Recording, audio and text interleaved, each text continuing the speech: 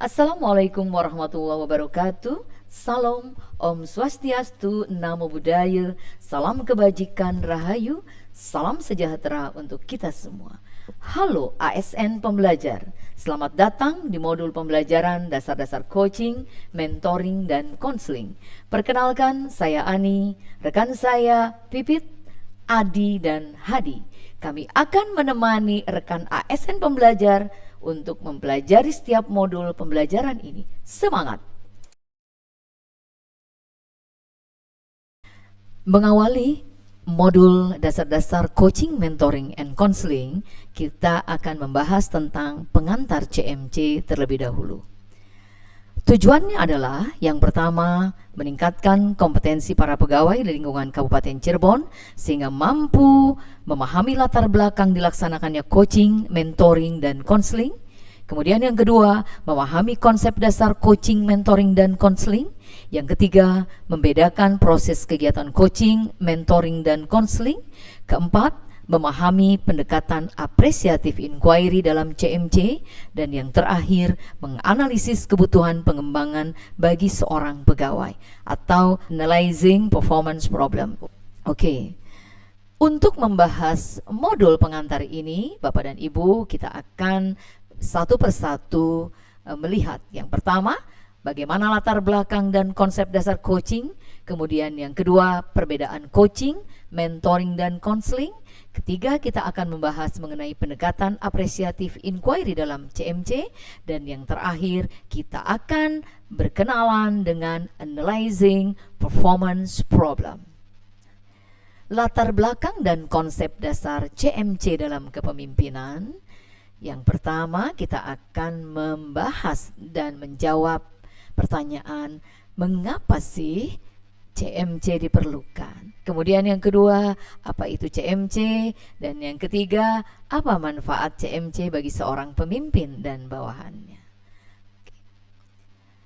Kita bahas satu persatu. Mengapa diperlukan CMC? Bapak dan Ibu ASN pembelajar, sebagian besar ASN Kabupaten Cirebon merupakan generasi X, dan yang menduduki posisi kedua adalah kaum milenial berusia 23 sampai 43 tahun.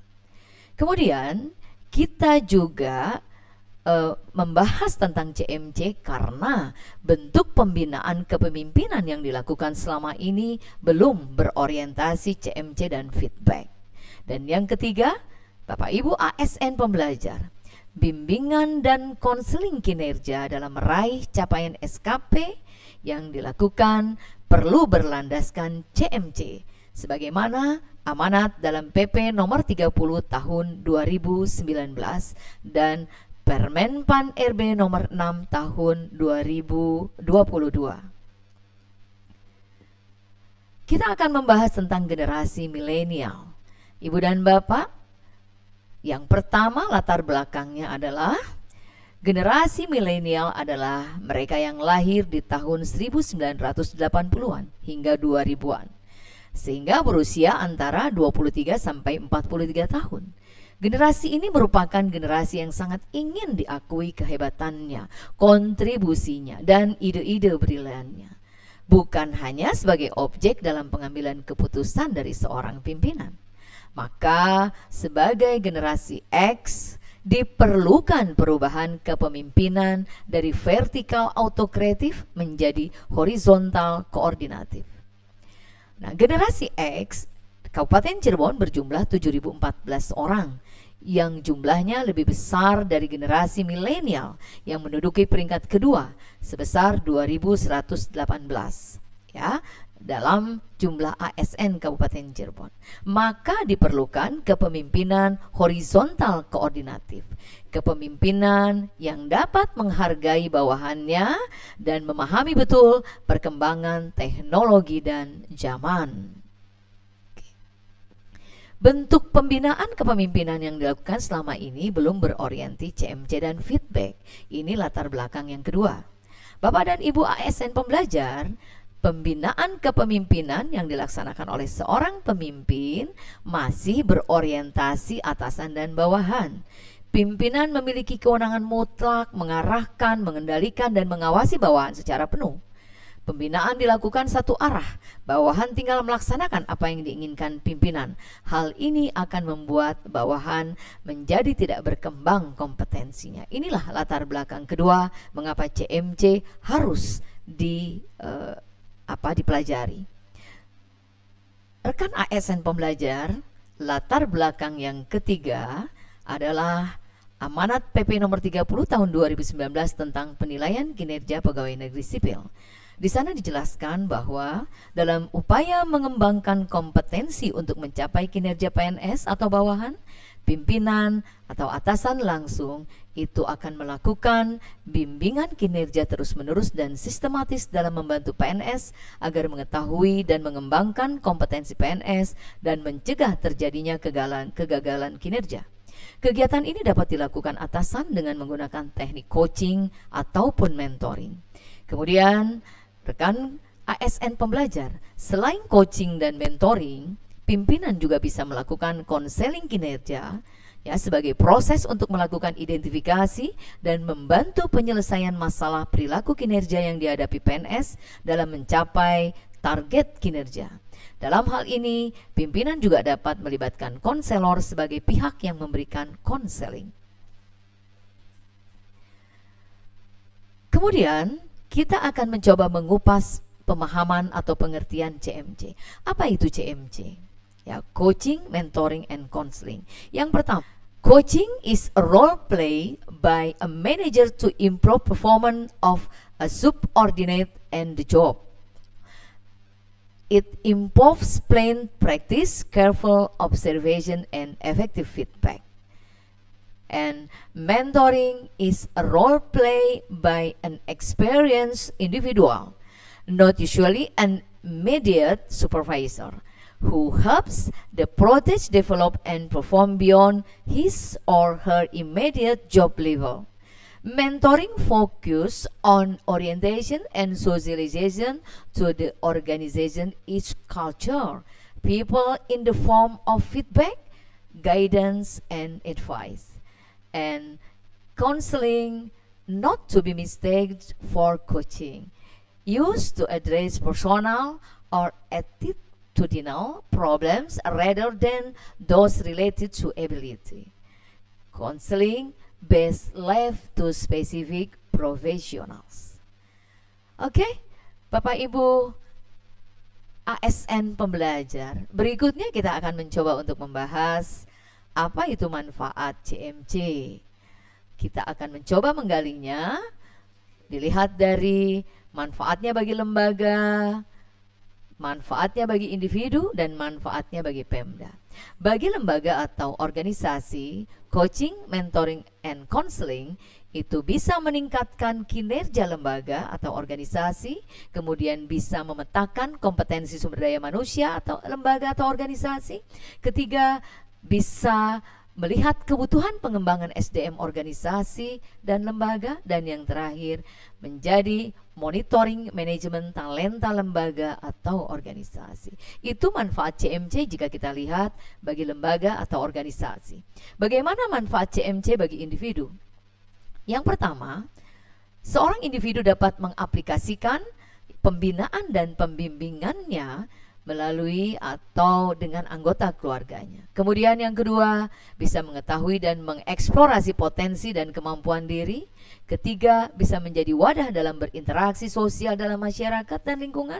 Dan yang keempat, bisa memahami diri sendiri dan orang lain. Ini manfaat CMC bagi individu.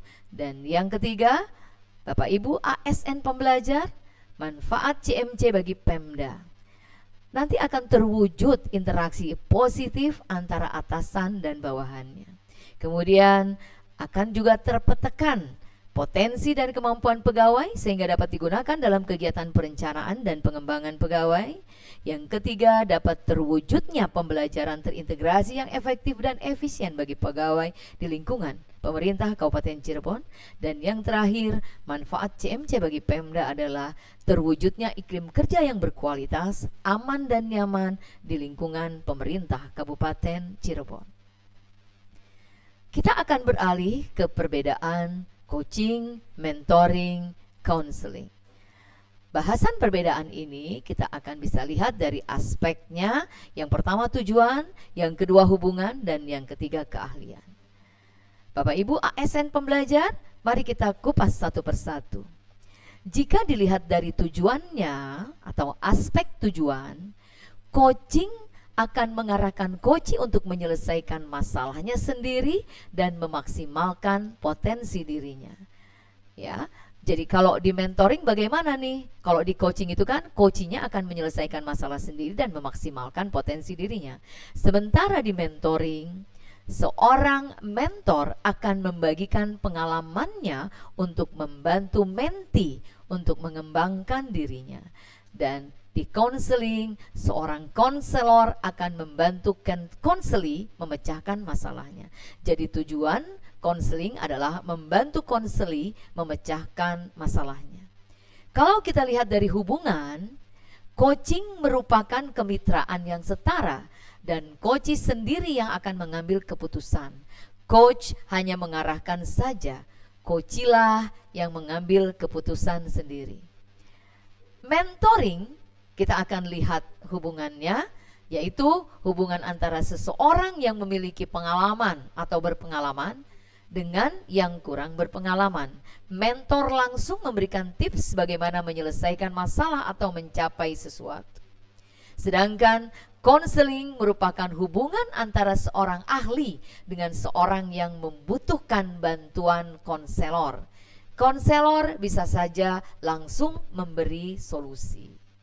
Bapak Ibu, kalau coach tadi mengambil keputusan sendiri karena memang dia memiliki kompetensi sendiri, kemudian di mentoring, seorang mentee akan melihat mentornya berdasarkan pengalaman, sedangkan di counseling, konselor akan langsung memberikan solusi pada konselinya. Kemudian, jika kita tinjau dari keahlian, coach bisa saja seorang pimpinan, rekan kerja, teman, atau seorang yang ahli. Bapak Ibu, sedangkan mentoring ini harus orang yang sudah berpengalaman dalam bidangnya sehingga dia bisa memberikan arahan-arahan dan masukan pada mentornya.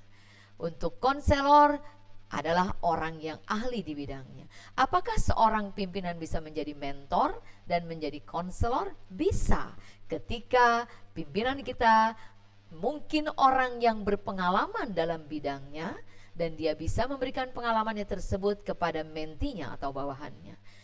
Termasuk juga konselor. Apakah pimpinan bisa menjadi seorang konselor? Bisa, ketika pimpinan tersebut adalah orang yang ahli dalam bidang yang akan ditanganinya. Artinya konseli bisa dibimbing oleh pimpinan ini sebagai konselornya dan dia ahli di bidangnya. Oke, Ibu dan Bapak ASN pembelajar yang saya hormati, kita akan beralih ke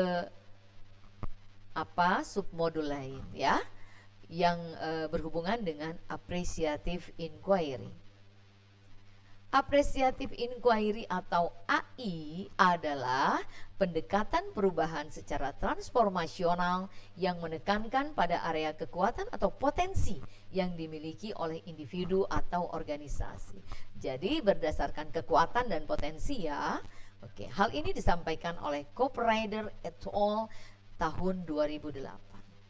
Jika Ibu dan Bapak ASN pembelajar melihat gambar mengenai appreciative inquiry, maka kita bisa menjelaskan bahwa penerapan AI mengedepankan metode yang dapat mentransformasikan kapasitas sistem manusia untuk perubahan yang positif dengan memfokuskan pada pengalaman pribadi yang positif. Misalnya, capaian-capaian prestasi kerja dan harapan-harapannya di masa depan, bukan berorientasi pada kegagalan.